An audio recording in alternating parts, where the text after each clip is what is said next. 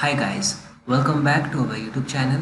So in this tutorial, we're gonna learn how can we apply shakiness effect, or sometimes we say spinning effect, in Camtasia. So for that, this is the video and this is the splitted video. So to apply the shakiness effect, we have to click on this transitions. Now select from this type, select objects. Now select whip spin. Now select drag and drop. Now keep your cursor over here and you can see the effect. Okay, now you can select this and you can adjust this one.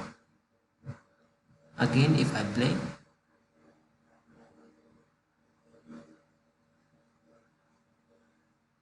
okay, so this way you can apply shakiness effect or spin a video.